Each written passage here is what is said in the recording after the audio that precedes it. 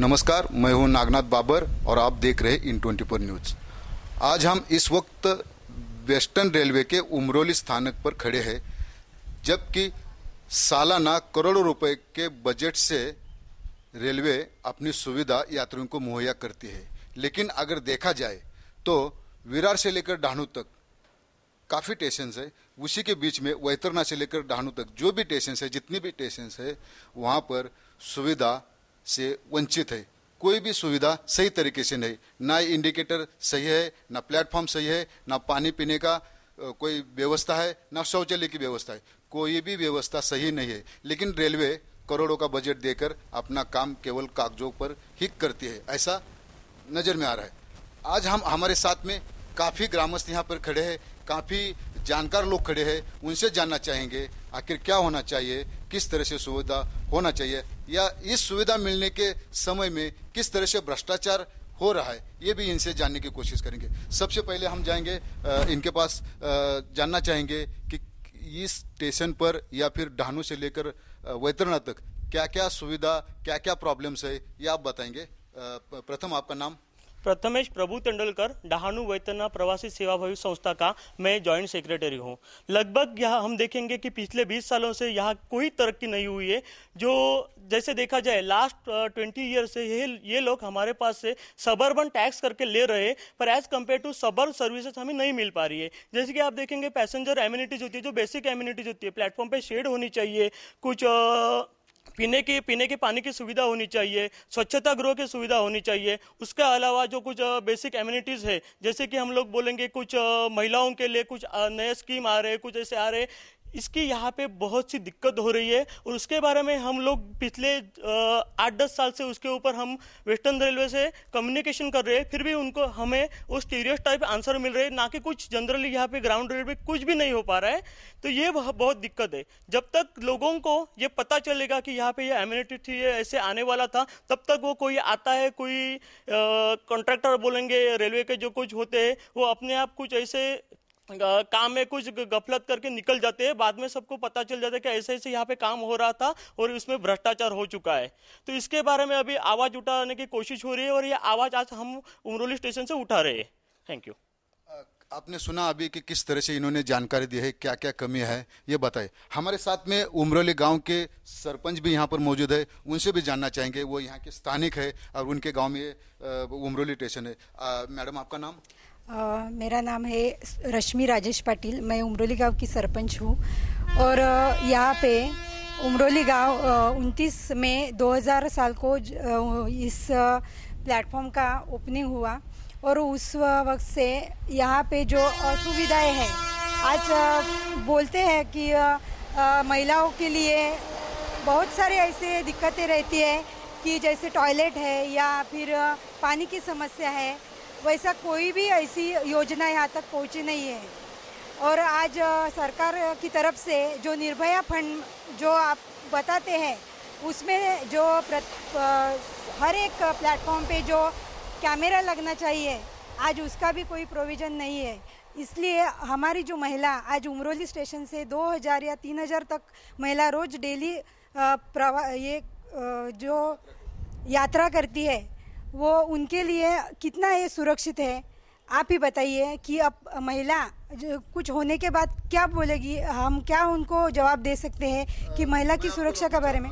मुझे ये बताइए कि आपने अभी ये सारी बातें बताई, तो क्या आपने वेस्टर्न रेलवे के कोई अधिकारी को इस बारे में कभी बताया?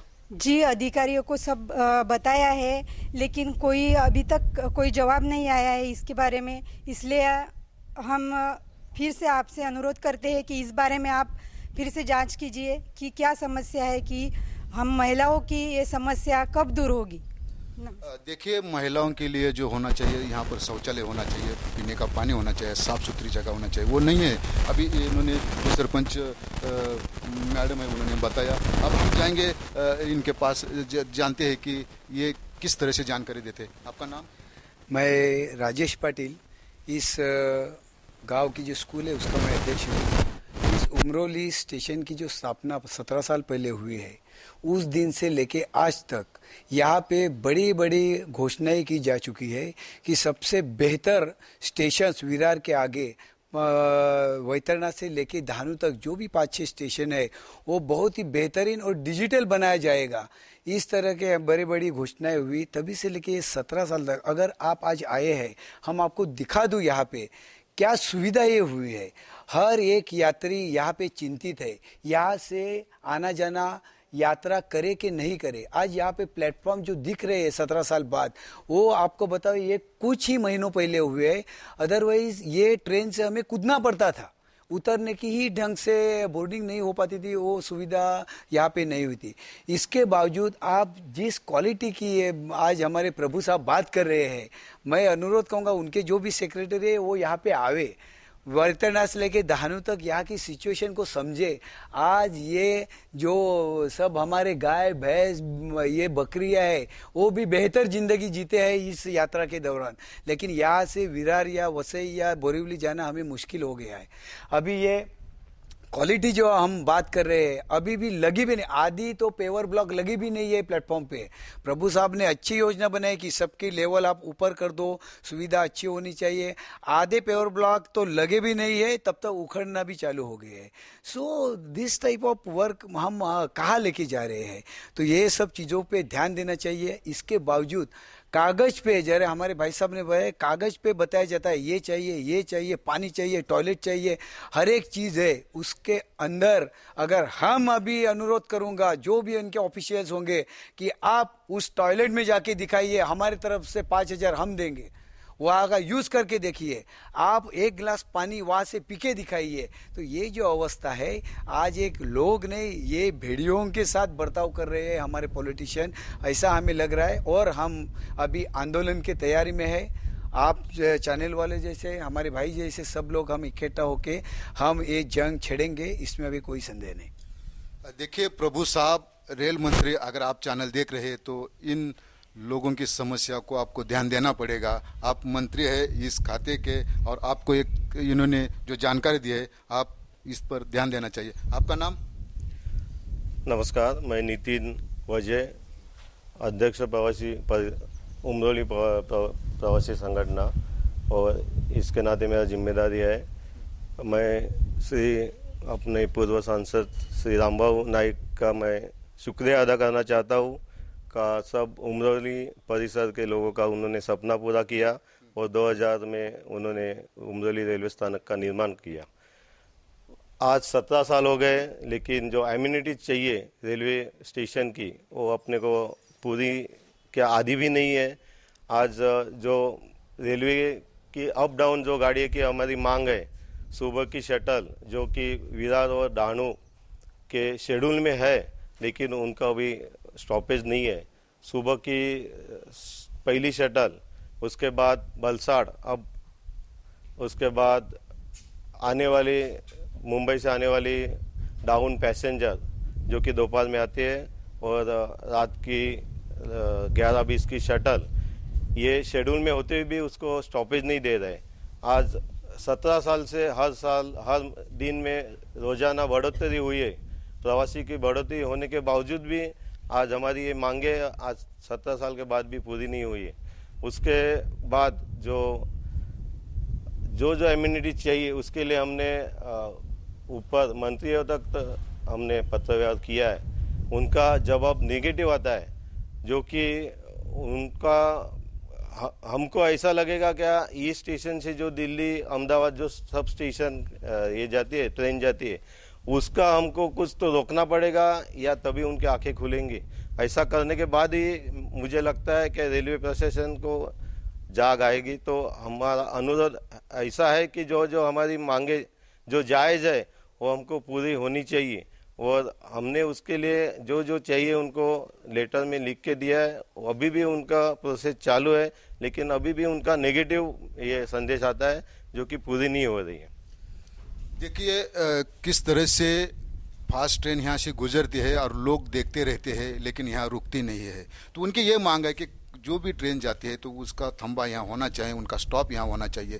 किस तरह से इन्होंने जानकारी दी। उसके बाद हम फिर से एक बार जाते हैं प्रतिमेश के पास। प्रतिमेश के पास जाके फिर जानना चाहते हैं कि बताइए कि फिर अब क्या करना चाहिए? अभी जो मेरे सहकारियों ने बताया कि बहुत बार हमने कम्युनिकेशन किया है, फिर भी हमें कुछ उसके ऊपर जवाब ठीक से नहीं मिल पा रहा है। अभी एक देखिए, यहाँ पे लगभग 2010 से आज तक देखेंगे 2013 में पहली बार यहाँ पे ईएमयू सर्विसेज मतलब वो लोकल गाड़ी चालू हो गई। उसके बाद भी आज भी जो उसकी सर्विसेज है वो लिमिटेड है। हमने बहुत बार कोशिश की कि एटलीस्ट मिनिमम सर्विस तो बढ़े, तो उसके ऊपर रेलवे का कुछ ऐसे आंसर आते हैं कि हमारे पास ट्रैक ऑक्यूपेंसी कोई नहीं है, नई गाड़ी शुरू नहीं हो सकती। इसके अलावा हमें बोलते नई गाड़ी शुरू नहीं हो सकती, पर फिर भी नए नए तेजस हमसे पर ऐसे रेल जो जा रहे हैं, जो रेलगाड़ी जा रही है वो कहाँ से जा रही है? पटरी से ही जा रही है। एक बार आप यहाँ पे बोलते हो कि यहाँ पे हमारे पास ट्रैक ऑक्यूपेंसी नहीं है और नई गाड़ी इंट्रोड्यूस कर रही है, मतलब आप लोग हमसे खेल रहे हो। इसका हम तीव्र शब्दों में निषेध व्यक्त करते हैं। प्रथमेश, मैं ये जानना चाहूँगा कि आपने जो मांग की है, क्या मंत्री को या रेल मंत्री को या रेल अधिकारी को कोई पत्र दिया था? उसके बाद क्या जवाब आया, उसके बारे में हम जानना चाहेंगे, चैनल के माध्यम से दिखाना चाहेंगे। क्या वो जानकारी है, क्या जवाब दिया था वो? तब तक हम इनके पास जाते हैं कि आप बताएं, आपका नाम? मेरा नाम विजय शेट्टी हूँ और मैं अपना डहाणू वैतरणा प्रवासी संघ का प्रेसिडेंट हूँ। ये जैसा आपने पूछा कि हमारे पास पत्र क्या है, अभी हमने हाल ही मार्च में एक पत्र लिखा था कि डीआरएम को कि भाई आप बोलते हैं एक तरफ से कि भाई आपके पास ट्रैक अवेलेबल नहीं है, तो इतनी ऐसा जो स्पेशल ट्रेन समर स्पेशल चलाने में हमारा कोई इतराज नहीं है, but summer special station trains वो कहाँ से जाती है उसका कोई अभी मार्च से, नहीं तो उनका 2 लाइन का उत्तर हमेशा आती रहती है। आज तक मार्च में लिखा हुआ पत्र का आज तक उत्तर उन्होंने देने के लिए उनका पास कुछ उत्तर दिखता नहीं है आज भी, रिमांड। और ये जो हमारा कुछ भी हम लोग लिखते हैं उसका हर एक स्टेशन का बारे में हम लोग का 2 लाइन के ही उत्तर उनका पास हमेशा, जैसा प्रथमेश ने बताया कि 2 लाइन का उत्तर हमें आते रहते हैं। और उसके बाद में हमने जो भी आरटीआई लिखते उसका भी हमें संपूर्ण तरह से उत्तर आता ही नहीं है। ये इसके लिए हम लोग ने अभी ये जो संगठन का स्थापित किया है, अभी 2-3 महीने हुआ स्थापित होके, कि ताकि हम लोग अभी ऑफिशियली कुछ ऐसा लड़ेंगे कि ये जो लोग, क्योंकि हमें ऐसा मालूम पड़ रहा है कि जो रेल अधिकारी लोग हैं यहाँ स्थानिक लोगों का इंटरेस्ट उनको है ही नहीं। वो खाली बॉस लोगों को खुश करने में पड़े हुए कि उनकी जो मांग है वही पूरा होती है, हमारी मांग यहाँ की जो स्थानिक लोगों का मांग पूरा होती ही नहीं है। जो यात्री है, स्थानिक यात्री होते हैं जो यहाँ से हर दिन यात्रा करते हैं, उनकी जो मांग है, उनको जो सुविधा चाहिए वो नहीं पूरी होती है। और जो ऑफिस में बैठे उनका जो कहना होता है, वो जिस तरह से ऑर्डर देते हैं उनके ऑर्डर के ऊपर अधिकारी काम करते हैं, ऐसा शेट्टी साहब का कहना है। प्रथमेश के पास जाएंगे। प्रथमेश, मुझे बताया कि आपने कौन सा पत्र व्यवहार किया था और क्या मांग की, तो क्या जरा बताइए। देखो, रेल मंत्रालय उनका जन शिकायत कार्यालय दादर में, वहाँ हमने बहुत बार कम्युनिकेशन किया है। उसके अलावा जीएम के पास, डीआरएम के पास और रेल मिनिस्ट्री के पास हमने बहुत से कम्युनिकेशन किए हैं। और हमारे जो फैसिलिटीज, हमारे जो समस्या है, हमने हर तरफ से उनको कहने की कोशिश की है। जैसे कि हमारे शेट्टी साहब ने बताया, हर टाइम पे 2 लाइन का एक पत्र आता है, उसमें बोलता है कि आपका हमने सिर्फ देख लिया है, इसके ऊपर कार्रवाई होगी। आज तक कोई भी कार्रवाई होती नजर नहीं आ रही है। आपने कौन सी मांग की थी, कौन सी जानकारी चाहिए थी आपको, या कौन सी सुविधा होना चाहिए थी, क्या उसका पत्र व्यवहार किया है, तो जरा बताइए। हाँ, मैं एक आपको एग्जांपल देना चाहता हूँ। डहाणू रोड से लेके विरार तक सभी स्टेशन पर इंडिकेटर जरूरी थी, उसके बारे में हमने बहुत बार कम्युनिकेशन किया। इसमें देखो क्या हमें कैसे आंसर मिल गए। पहली बार हम लोगों ने उसके ऊपर आरटीआई डाल दिया और एक कंप्लेंट कर दी, तो उन्होंने क्या बताया, ये 2010 में मुंबई रेलवे विकास कॉर्पोरेशन MRVC ने 2010 में इंडिकेटर्स बिठाए थे, बट वो नॉट रिपेयरेबल है। जो हमने आज तक देखा कि एक भी स्टेशन पे इंडिकेटर चालू अवस्था में नहीं दिखा। उसके बाद हमने फिर से कम्युनिकेशन किया, ठीक है 2010 में बिठाए, ठीक है, नॉन रिपेयरेबल, ठीक है। इसमें भी बहुत बड़ा भ्रष्टाचार होने की आशंका है। कैसे कि हम लोग देखते हैं वेस्टर्न रेलवे पे बाकी के स्टेशनों पे जो इंडिकेटर्स है वो रिपेयरेबल है, रिपेयरिंग वाला स्टाफ वहाँ पे वर्किंग होता है, तो यहाँ पे नॉन रिपेयरेबल क्यों बिठाए गए, इसकी जांच होनी चाहिए। उसके अलावा उसके बारे में लास्ट ईयर मुझे एक कम्युनिकेशन उनके पास से पत्र आया था। उन्होंने क्या बोला था, ठीक है हम लोग नया टेंडर निकाला है, हम लोगों ने ने जुलाई में with the completion period of 9 month, मतलब अप्रैल तक वो काम होना चाहिए था। आप भी आज देख सकते हो, आज जून आ गया है, एक भी स्टेशन पर वर्किंग कंडीशन में इंडिकेटर्स ना है, ना उसकी कुछ जानकारी हमें प्राप्त हो रही है। इसके अलावा हमारे जो बहन जी ने बताया कि निर्भया फंड के बारे में भी हम लोगों ने कम्युनिकेशन किया, सिर्फ इतना आंसर मिला कि निर्भया फंड से प्रस्तावित है, इतना ही आंसर मिलता है। कब होगा काम, कैसे होगा, कुछ बताया नहीं जा रहा है। उसके बावजूद भी कई स्टेशनों पर बेसिक एमिनिटीज के काम चालू होते हैं और अपने आप बंद हो जाते हैं। क्यों बंद हो जाते हैं, कैसे बंद होते हैं, किसी को पता नहीं चलता। ये जो कुछ भी है, जैसे कि हमारे सर ने बताया कि वहां पे बैठ के बिना ग्राउंड रियलिटी को जाने बिना कुछ भी डिसीजन लेते हैं, जैसे इंट्रोडक्शन ऑफ न्यू ट्रेन। और एक आखिरी में बोलता हूँ, इंट्रोडक्शन ऑफ न्यू ट्रेन से आ रहा है, पालघर डिस्ट्रिक्ट प्लेस है, पिछले 13 साल से पालघर के लिए कोई भी नई गाड़ी का वहां पे एक स्टॉपेज नहीं मिला है। ये बहुत दिक्कत वाली बात है। देखो पालघर, आज भी देखो पालघर के आप वहां पे पैसेंजर्स कितने जाते हैं, उसका अगर आप रेवेन्यू देखेंगे सबसे ज्यादा है, फिर भी पालघर को जानबूझ के निगलेक्ट किया जा रहा है। Thank you. देखिए, जो इंडिकेटर के बारे में इन्होंने बताया, निर्भया फंड के बारे में बताया, निर्भया फंड के बारे में जब इन्होंने पूछा तो वो अभी पूरी तरह से उसकी अमल बजावनी नहीं हो पाई है। और जो इंडिकेटर के बारे में बताया कि काफ़ी 2010 में शायद इन्होंने इंडिकेटर के बारे में जानकारी मांगी थी, तो इंडिकेटर बिठाने के लिए कहा था, वो बिठाए तो ज़रूर, लेकिन वो चालू स्थिति में नहीं है, वो खराब है। उसके बाद वो इंडिकेटर जैसे की तैसे। अब हमारे साथ में और भी महिलाएं, उनसे जानना चाहेंगे कि आपका नाम? मैं नम्रता पाटिल, मैं उमरोली की महिला हूँ। मेरी समस्या है कि मैं हर रोज अप डाउन करती हूँ, लेकिन मुझे कभी भी इतने साल में अप डाउन करते हुए भी इधर पानी नहीं मिलता है कि शौचालय है लेकिन उसमें पानी नहीं है, स्टेशन पे स्वच्छता नहीं है और शेड भी नहीं है। तो मेरी लड़कियाँ जो कॉलेज में अप डाउन करती है वो अभी बारिश में उसके लिए खड़ा रहने के लिए शेड नहीं है। तो इसके लिए कौन देखेगा, कौन सा गवर्नमेंट है? क्योंकि अभी मोदी जी बोल रहे कि महिला सक्षम के लिए कुछ ऐसी योजनाएं चालू थी, फिर ये तो सब वैसा ही पड़ा है। महिलाओं के लिए योजना चलाई जाती है लेकिन उस योजना अभी तक सामने नहीं आती है, ऐसा इनका कहना है।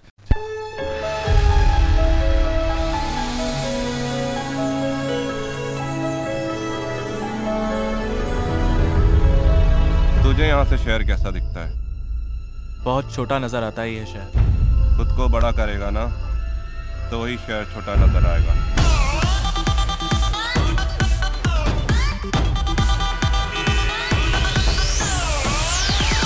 Do you love me?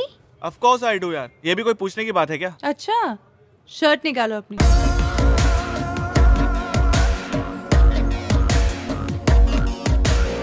करना क्या है? मोहल्ले के लड़कों को इकट्ठा करके शाखा ही तो खोलनी है। पर देव सिंह ही क्यों? क्योंकि देव सिंह इस कोटा शहर का सबसे बड़ा पॉलिटिकल गुंडा है। हुकुम, मेरा नाम विष्णु राजपूत है।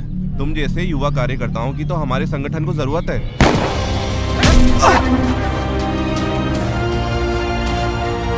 अबे तू तेरे साथ साथ मुझे भी मरवाएगा।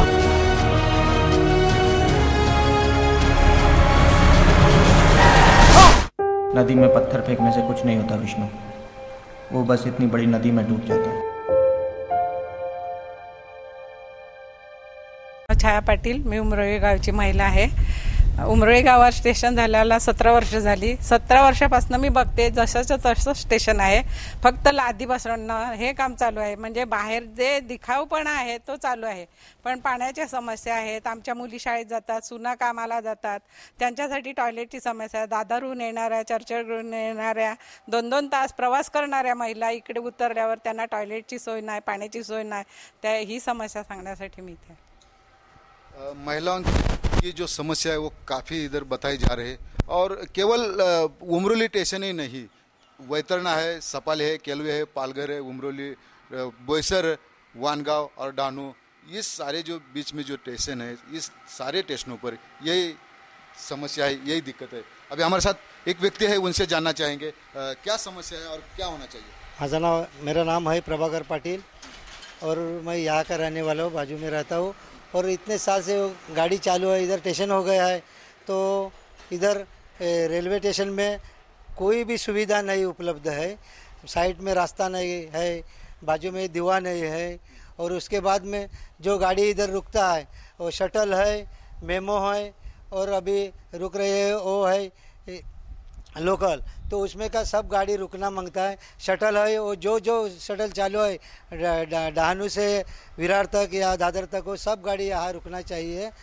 और दूसरा समस्या है कि वो जो है सुबह जाने वाली बलसाड़, वो सुबह रुकना चाहिए, और आने के बाद शाम को जो आती है 8 बजे वो भी रुकना चाहिए। यही मेरी समस्या है। Okay, thank you. जो भी गाड़ियाँ जाती हैं यहाँ से, यहाँ स्टॉप लेना चाहिए, ऐसा इनका कहना है। फिर से हम एक बार जाएंगे सरपंच के पास, उनसे जानना चाहेंगे कि इतनी सारी काफ़ी समस्या आपने अभी बताई कैमरे के सामने, तो इस बारे में आपने कभी एक पत्र व्यवहार किया है तो उसका जवाब वगैरह कुछ आया है? जी, अभी आपको बताया कि पत्र व्यवहार वगैरह सब हुआ है, लेकिन सरकार इस बात पर दखल ही नहीं दे रही है।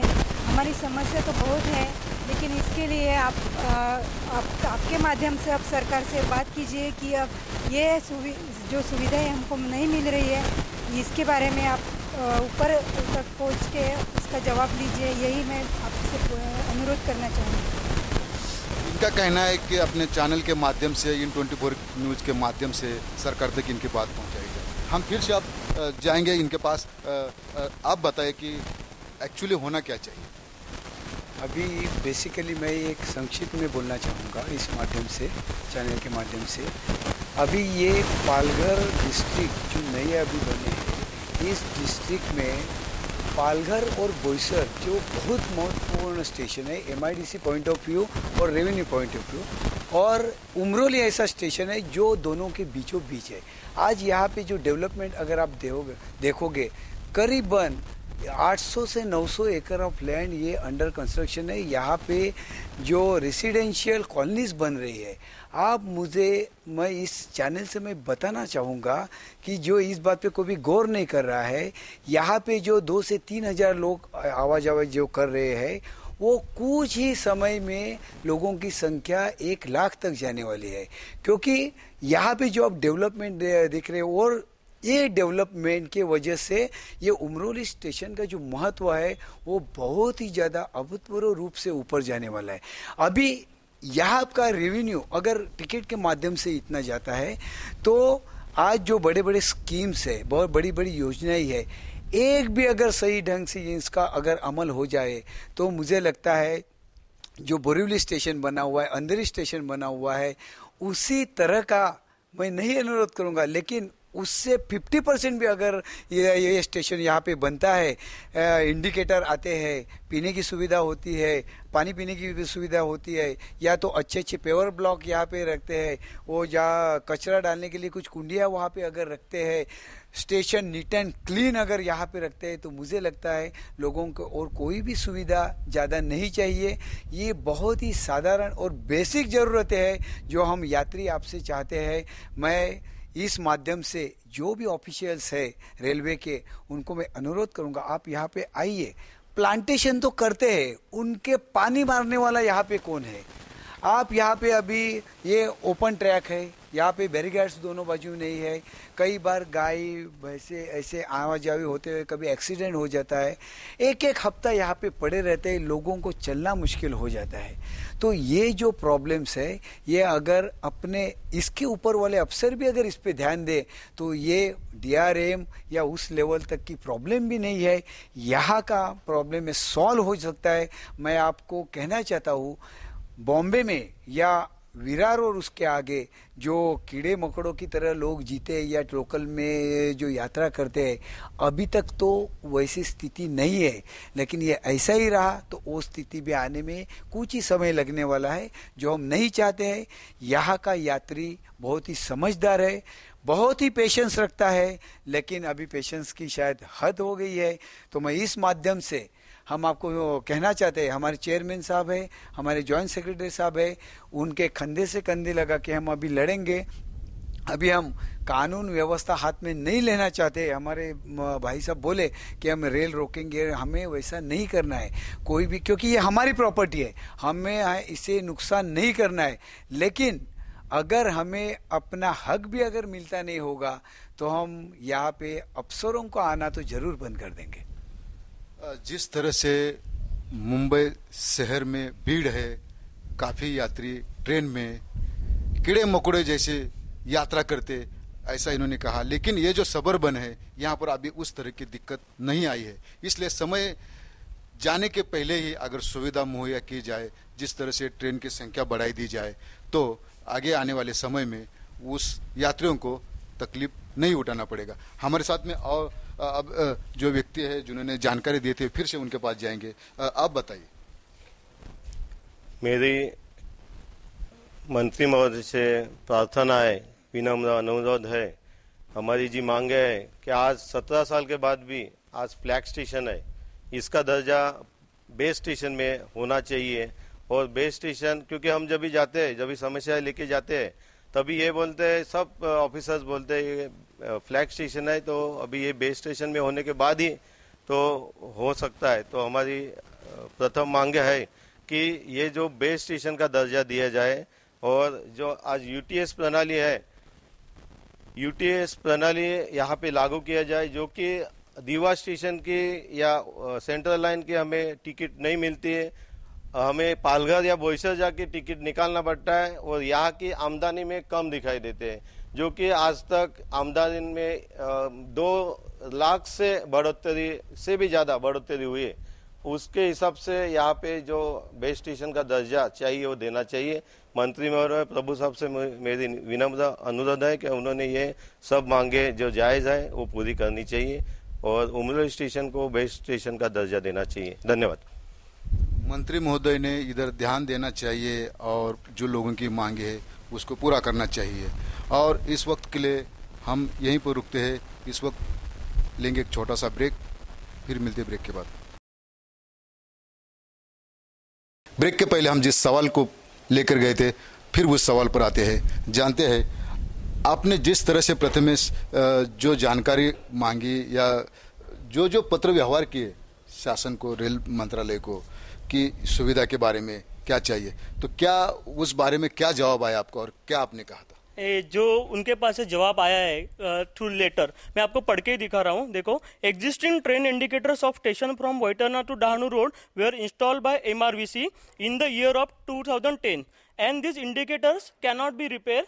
The new work contract tender for the suburban train indicators from Vaitarna to Dahanu Road has been awarded on 12 जुलाई 2016, मतलब कि last year, with the completion period of 9 month, मतलब ये अप्रैल तक पूरा होना चाहिए था। आज जून आज गया है, फिर भी आपको किसी भी स्टेशन पे वर्किंग कंडीशन में या इंस्टॉल किए हुए इंडिकेटर्स नहीं दिख पाएंगे। अपार्ट फ्रॉम दैट, उसके अलावा मैं आपको बोल रहा हूँ, जैसे कि मेरे बहनों ने कहा कि CCTV कैमरा चाहिए, उसके बारे में उन्होंने भी देखो क्या लिखा है, regarding suggestion of providing CCTV cameras, work for the CCTV cameras system in progress through the Nirbhaya fund as per the guideline issue by the railway board. और ये जो लेटर है वो 1/8/2016 का है।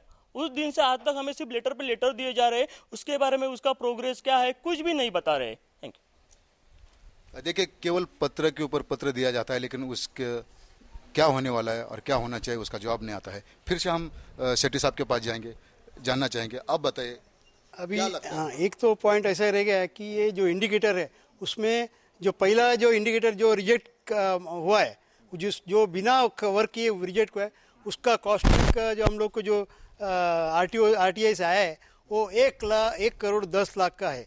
तो ये तो एक छोटा सा एक उदाहरण है। ऐसा कितना होगा कि जो रेलवे का जो एडमिनिस्ट्रेशन का गलती से नुकसान हो रहा है वो हमें भोगना पड़ता है।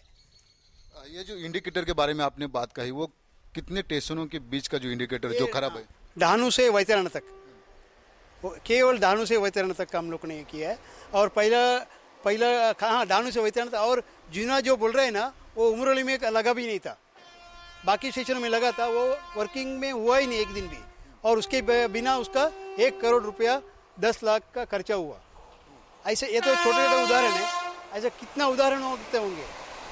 उसके अलावा जो हमारा जो मांग है नया ट्रेन की, उसके बारे का और एक उदाहरण दे रहा हूँ कि बोरीली टू जो विरार में 2006 का पहला 2 ही ट्रैक था, केवल 2 ट्रैक था। उसके बावजूद वहाँ पे 200 से अधिक लोकल ट्रेन थी और मेल ट्रेन चलती थी। फिर यहाँ क्यों नहीं? आपने जो कहा कि जूना इंडिकेटर जो बिटाया अभी तक रिपेयर नहीं हुआ, वो इंडिकेटर खराब है, उसके बाद क्या आपने नए इंडिकेटर बिठाने की मांग की, उसके बारे में? हाँ, नया इंडिकेटर उनका ही आंसर है। नया इंडिकेटर में हमने, जैसा भाई ने हमारा प्रभु सतीश ने बताया कि नया इंडिकेटर बैठा जाएगा और वो मई 2017 तक कंप्लीट होगा उसका वर्क। वो हमको राइटिंग में आ गया, बट आज तक मई तो गया, अभी जून में भी उसका कुछ पता नहीं लग रहा है। लेकिन आपने कभी ये जानने की कोशिश की कि जो जूना इंडिकेटर जो पहले बिठाया था वो जब वर्किंग में नहीं था, तो क्या वो कॉन्ट्रैक्टर को केवल पैसा देने के लिए काम दिया गया या फिर वो नया इंडिकेटर में उसको एडजस्टमेंट करेंगे, क्या है? नहीं, वो अभी हमारा, क्योंकि अभी हमने इसका बारे में भी एक आरटीआई डाला था कि भाई ये किस कॉन्ट्रैक्टर को दिया है, उसका नाम दिया जाए और कब तक कंप्लीट करने का उसका कॉन्ट्रैक्ट में, उसका अभी 2 महीने हो गए, उसका कोई अभी तक रिप्लाई आया नहीं। मैं ऑलरेडी 4 दिन पहले अपील भी करके आया हूँ, तो उसका कोई उत्तर आने के बाद में भी हम लोग आगे जाएंगे, क्योंकि इसका थोड़ा प्रोसेस बड़ा होता है इनकी वजह से हम लोग, तो उनका ये इसका बारे में हम लोग पूरा कंप्लीट हिस्ट्री बिना हम लोग एक मैटर क्लोज करने देंगे नहीं। देखिए, इंडिकेटर का मैटर है जो बिठाया सही, लेकिन वो वर्किंग में नहीं था, उसके बाद फिर से उसी कॉन्ट्रैक्टर को या और अन्य कॉन्ट्रैक्टर को, लेकिन कॉन्ट्रैक्ट तो जरूर दिया नए इंडिकेटर बिठाने का, लेकिन जो पहले इंडिकेटर थे जो बंद है उसके बारे में अभी तो कोई जानकारी नहीं, क्या उसका भुगतान किया या नहीं किया, ये आप आगे जांच का विषय। फिर से हम प्रथमेश के पास जाएंगे। आखिरी सवाल है, समय काफ़ी कम है, आप बताइए, अगर ये सारी मांगे अगर पूरी नहीं होती है तो आपका अगला कदम क्या होगा? देखो, मैंने बहुत बार बोला है कि हम लोगों ने लेटर दिए, उन लोगों को कम्युनिकेशन किया, फिर भी उनको अगर लोकशाही माध्यम से अगर समझ में नहीं आ रहा है तो कुछ आँख खोलने के लिए कुछ हमें ऐसा कुछ करना पड़ेगा जिस वजह से उनका सब ध्यान हमारे तरफ आ जाए, और इसकी जिम्मेदारी सिर्फ रेलवे मंत्रालय और रेलवे बोर्ड की होगी। इसके अलावा हमें कुछ कहना नहीं है। बहुत बार हम लोगों ने ट्राई कर चुके हैं, बहुत बार हमने कम्युनिकेशन किया है, फिर भी हमें जो स्टीरियोग्राफी के आंसर मिल रही है उसके बावजूद कुछ वर्कआउट नहीं हो रहा है। तो मैं सभी को बताने की कोशिश कर रहा हूँ कि एजुकेशन मत करो, फिर भी हम लोग अभी ये पानी सर के ऊपर से जा चुका है, अगर कुछ होता है तो उसकी पूरी जिम्मेदारी रेल मंत्रालय की रहेगी। देखिए, कुछ होता है तो रेल मंत्रालय की जिम्मेदारी रहेगी। सब ने एक एक वाक्य में उत्तर देना है, ज़्यादा समय नहीं अपने पास। आप बताइए कि आखिर अगला कदम क्या होगा? साहब जी, मैं तो यही करना कहूँगा, हम लोकतंत्र में जीते हैं और लोकतंत्र में हमारी जो मूलभूत सुविधाएं चाहिए उसके लिए लड़ते हैं। अगर हम पे कोई ध्यान नहीं दे रहा है, हमारी मांगों को कचरे के डब्बे में फेंका जा रहा है, तो राजधानी तो इधर से ही गुजरती है। देखिए, जवाब दिया गया। आखिरी सवाल और आखिरी जवाब। मुझे आप सभी माध्यम से अनुरोध है कि जो मांगे हैं वैतरणा से इधर अपना डहाणू तक, वो सभी मांगे पूरी होनी चाहिए और उसके हिसाब से जो सकारात्मक होना चाहिए वो कार्रवाई होनी चाहिए। धन्यवाद। देखिए, जो मांगे हैं वो सरकार ने ध्यान देना चाहिए और उसको पूरी करना चाहिए। इस वक्त के लिए हम यहीं रुकते हैं। वीडियो जर्नलिस्ट विजय घरत के साथ नागनाथ बाबर, इन 24 न्यूज, उमरोली, पालघर।